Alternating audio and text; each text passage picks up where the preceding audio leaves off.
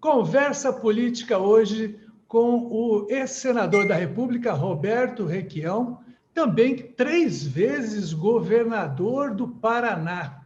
E está com um mote de campanha, me chama que eu vou. Pelo jeito da Madeira, está morrendo de vontade de mais uma disputa eleitoral. Senador, posso chamar de senador ou governador? O que você prefere? Roberto Requião. É como me chamava minha mãe.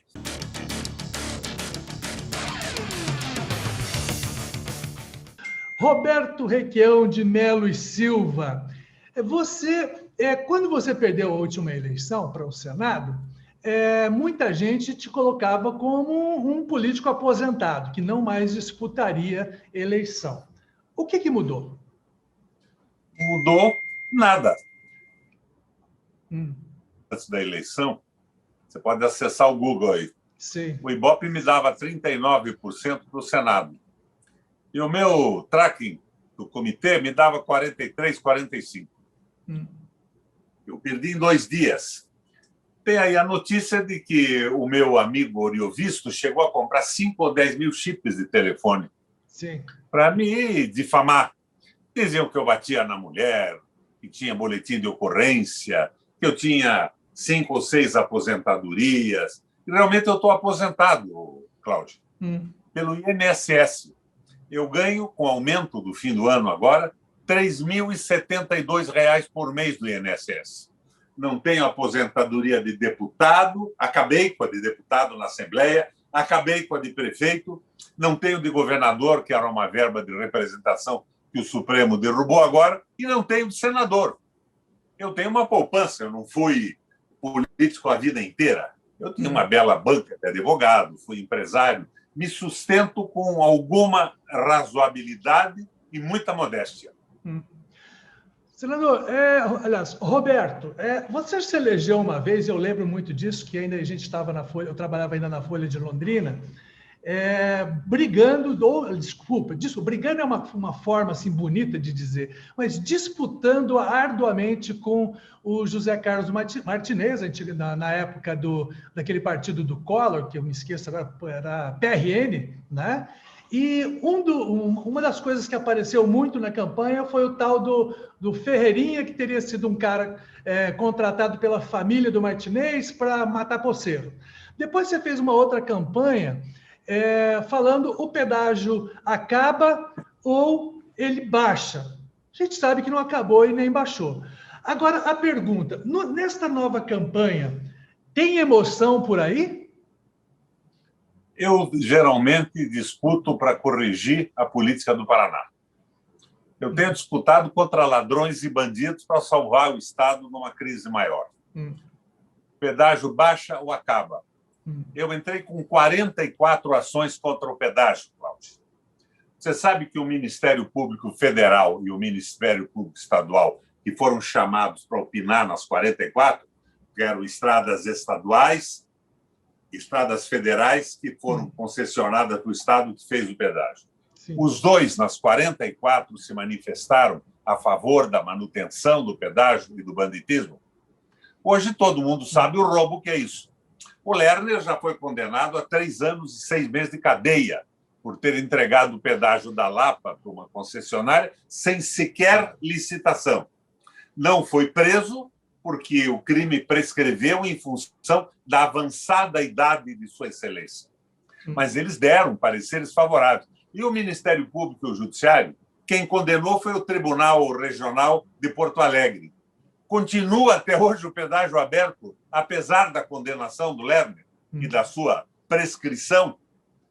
Mas a condenação houve, a prescrição evitou o cumprimento. Então, você veja, tem uma verdadeira quadrilha trabalhando nisso. Eu denunciei na época do Lerner. Lembra quando queriam também colocar pedágio urbano nas principais ruas da cidade? Sim. Eu me opus, gritei, mas não tive apoio do Ministério Público e não tive apoio do Judiciário. Eu perdi as 44 ações. Daí,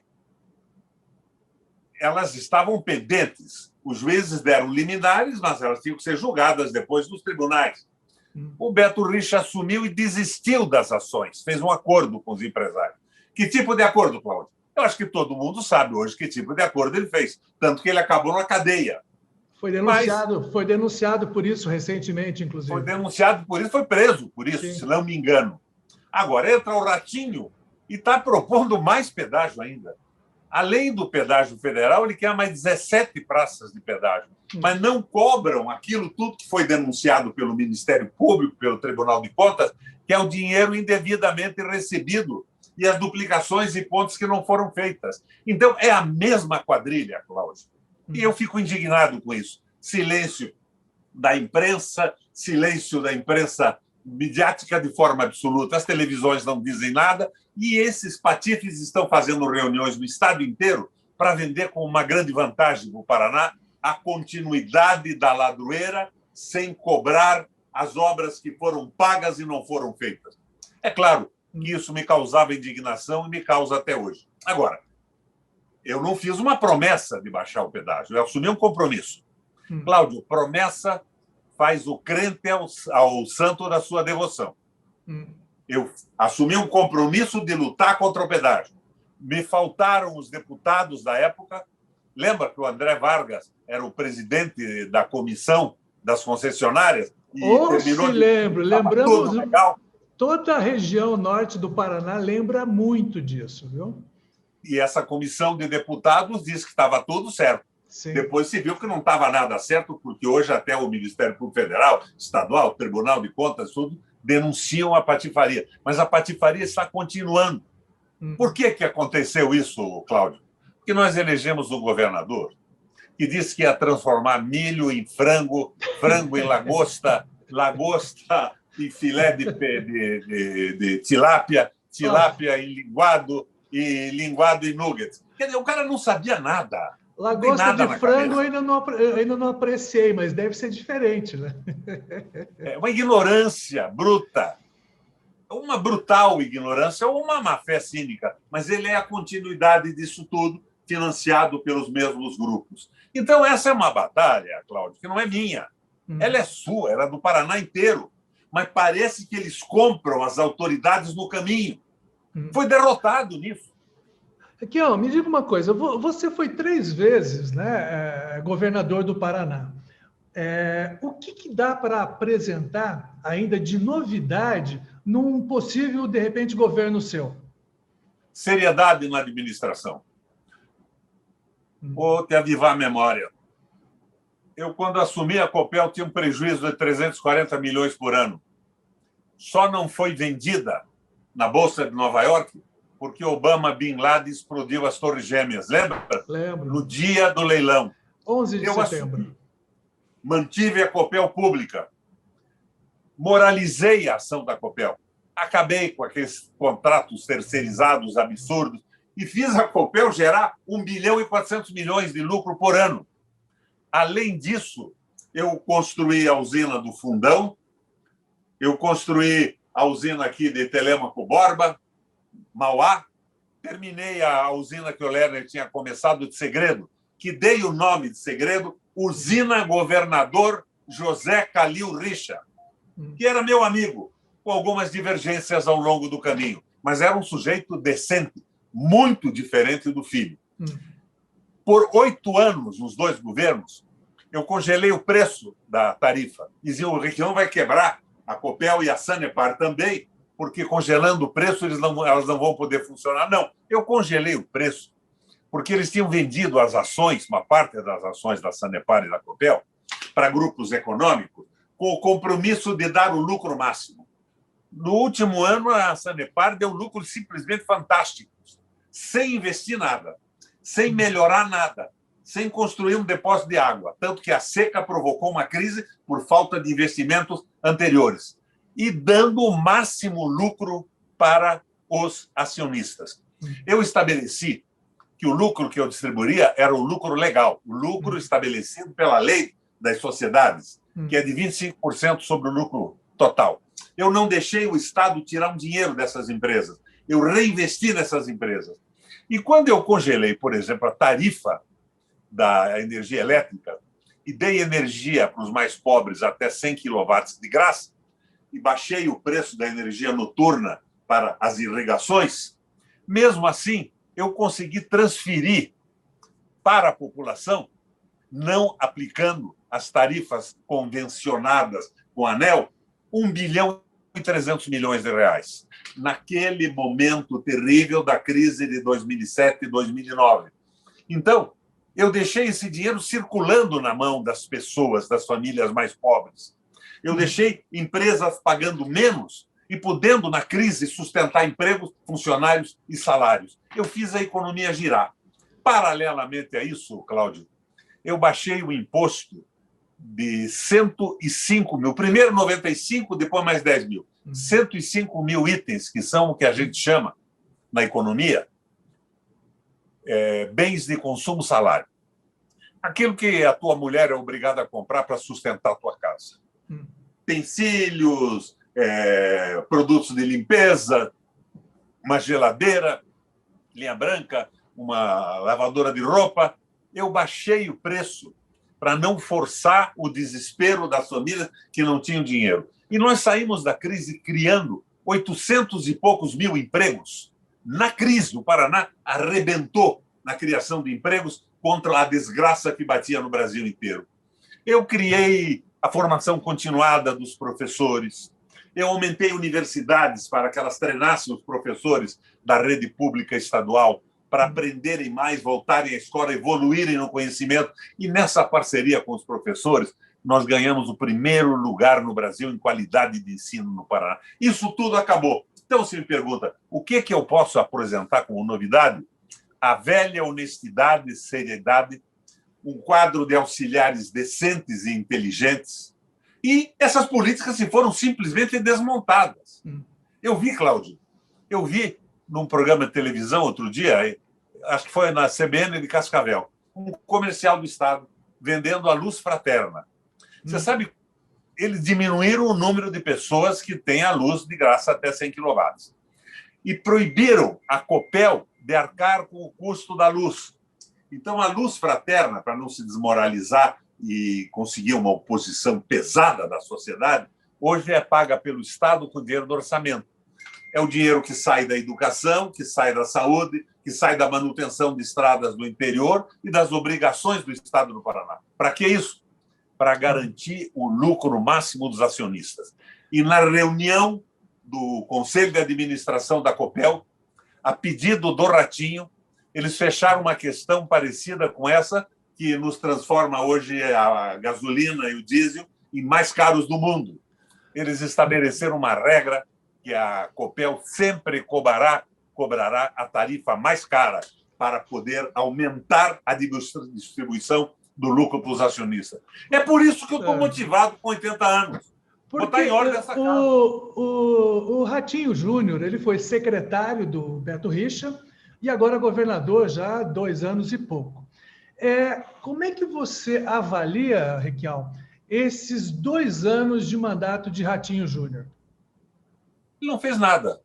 O que ele fez foi aumentar a tarifa da Sanepar e da Copel, aumentando a taxa de água e de luz.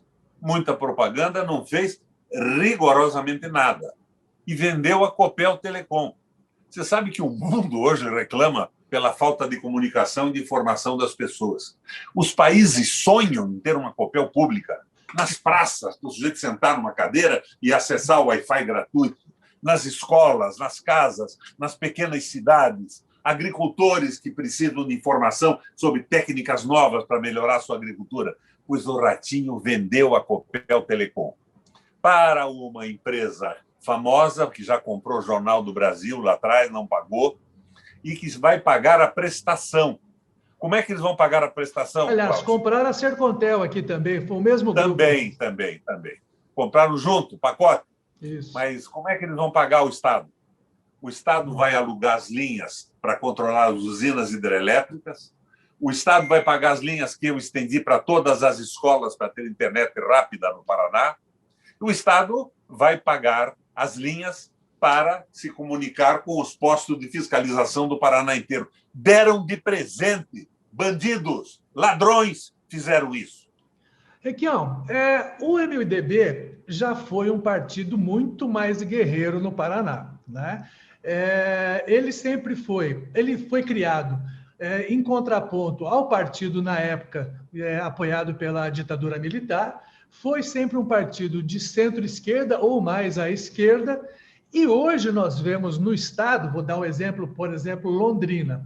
Londrina, o partido é comandado por um grupo que teve um candidato a prefeito declaradamente bolsonarista e de direita. E em outras cidades também a gente percebe isso. Como é que você vai conseguir viabilizar de forma adequada a sua candidatura, tendo personagens assim dentro do partido que tem que seguir, teoricamente, em ordem unida para fazer uma boa campanha para governo? Cláudio Ossi, eu fui um dos redatores dos princípios do PMDB, o partido das classes populares, das mulheres, dos funcionários públicos, das minorias. As mulheres são maioria, Sim. Maioria oprimida. E esse partido foi sendo dissolvido ao longo do tempo. Eu, quando perdi a eleição, você pode me explicar como eu perdi, quando 2 dias antes eu era o senador mais bem votado do Brasil, pelo Ibope, pelo Datafolha e pelo o nosso tracking, a nossa pesquisa continuada de campanha. Se eu pudesse explicar, eu ia ganhar muito dinheiro com isso. Eu resolvi deixar para os deputados mais jovens. Deixei lá para o João Arruda, meu sobrinho, para o Anibele e para o Nereu Moura. Apoiei a candidatura deles. Continuei ainda na comissão. Mas quando vi que eles não estavam pensando mais de uma forma global no Paraná, eles estavam pensando em abrir comitês eleitorais. Sabe qual é a diferença, né? Se você vai a Londrina, você pensa em colocar um candidato que pense como o partido pensa, a favor do povo, que tenha uma prática nesse sentido e que possa se eleger prefeito, com vereadores e tudo mais. Não. O raciocínio deles foi que bastava criar um comitê eleitoral para apoiar um candidato. Eles estavam pensando na sua reeleição.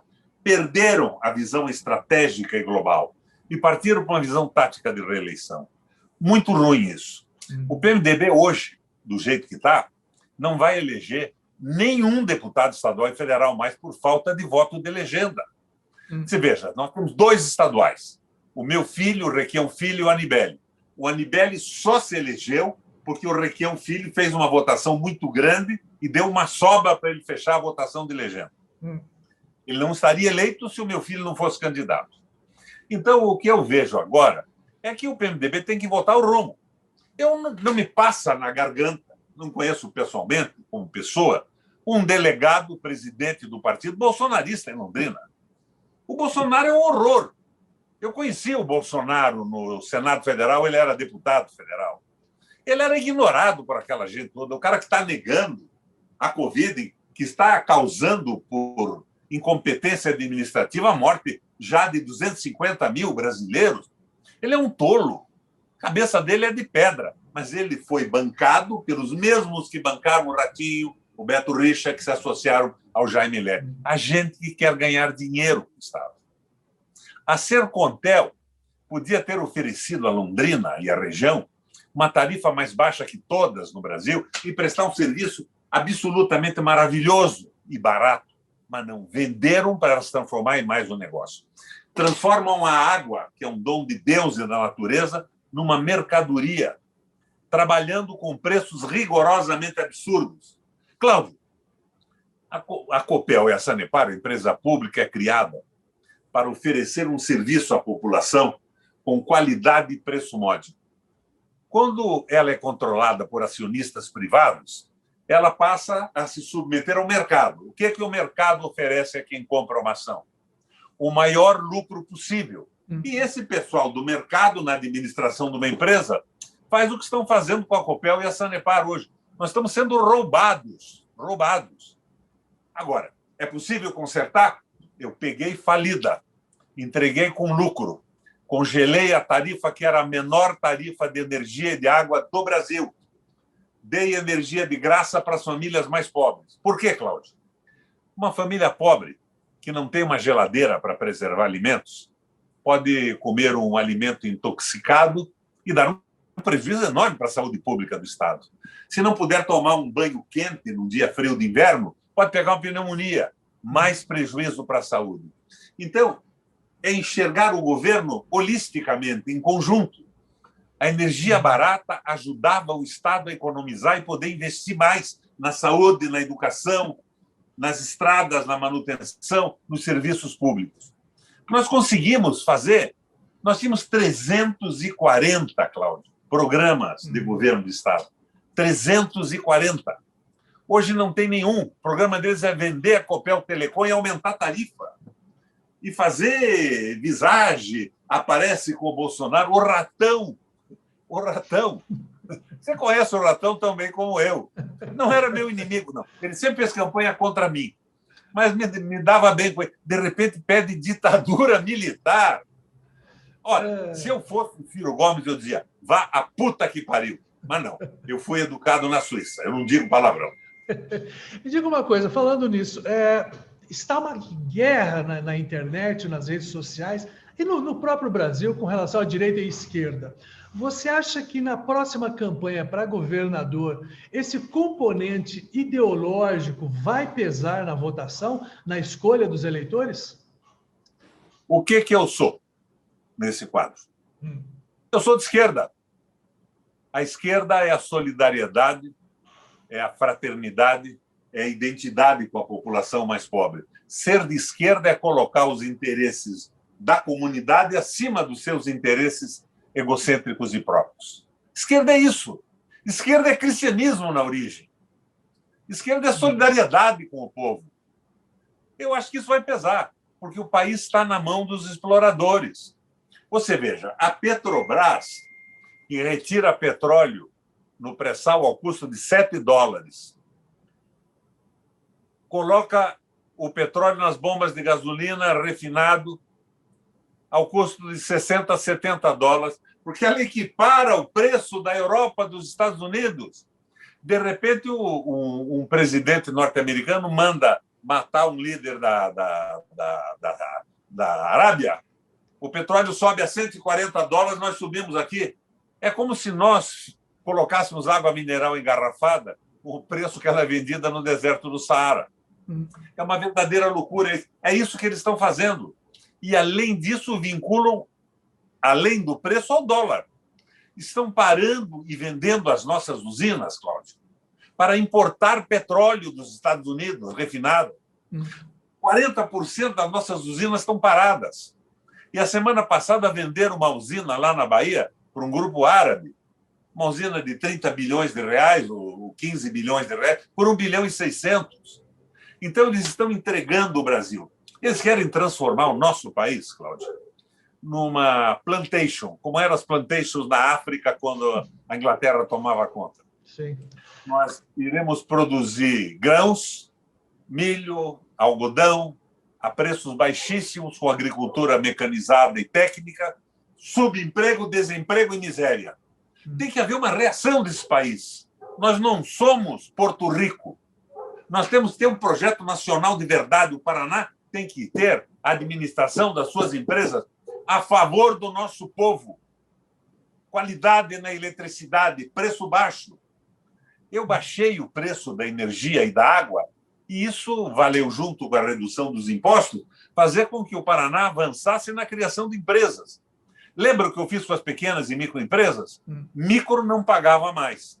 E as pequenas, de ICMS, que é o imposto estadual, ao invés dos 18%, pagavam, em média, 2,5%. Mas daí eu criei uma elevação do salário mínimo paranaense.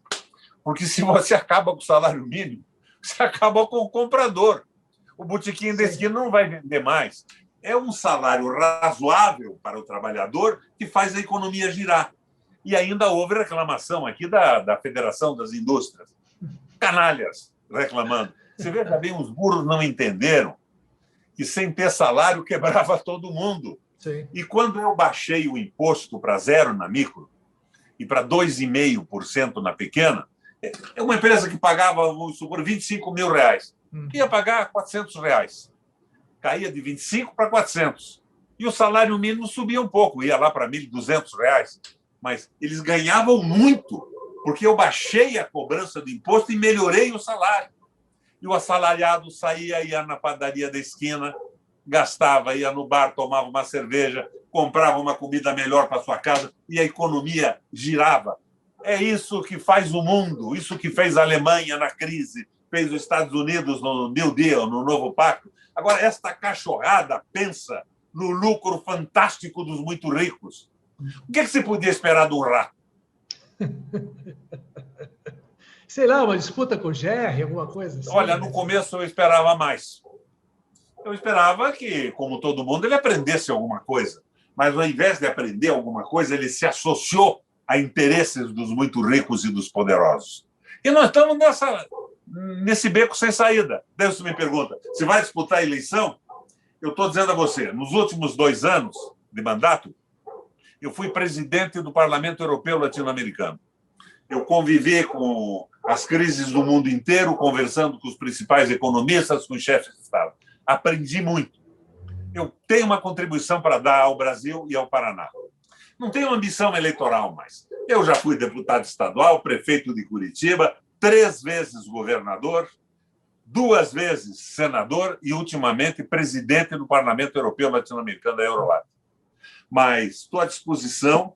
Se me chamarem, eu vou. Eu quero saber se o Paraná quer continuar com esses porra-loucas ignorantes, ignorância córnea ou uma fé cínica de associação ao crime e à exploração, ou se querem uma outra posição. Isso vale para a candidatura como vale para o PMDB agora. Estou dizendo ao partido. Tentaram dar um golpe no PMDB, fazer uma convenção mandrake sem avançar ninguém para manter o domínio. Burrice, porque não iam eleger mais ninguém, por falta de legenda. Nem candidato eles têm. O comitê eleitoral não produz candidato a deputado. Lembra Londrina, que maravilha que era? Sim. Londrina tinha candidato de peso. Sim, sim. Tivemos aqui disputas tipo Oswaldo Macedo, José Tavares, teve... Tinha gente com qualidade, com peso. Acabou. Acabou. E eles tiraram os velhos PMDBistas para dar para o delegado de polícia bolsonarista. O que pode definir um delegado de polícia bolsonarista? Ele não tem nada dentro da cabeça. Nada.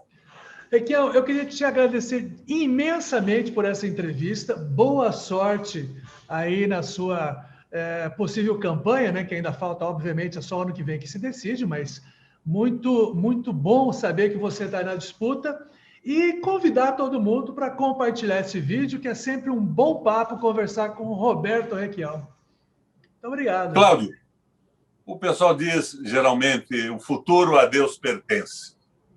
Eu acho que a melhor maneira de prever o futuro é trabalhar para construí-lo. Eu estou com 80 anos fazendo isso.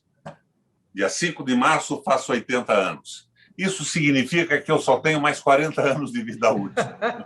Depois, provavelmente, vou para uma praia jogar bocha ou criar galinha. Mas nesses 40 anos, quero transformar o conhecimento que eu obtive graças ao povo do Paraná, a vitória nas eleições, em serviço para a comunidade. Me chamem que eu vou. Valeu, Roberto. Muito obrigado.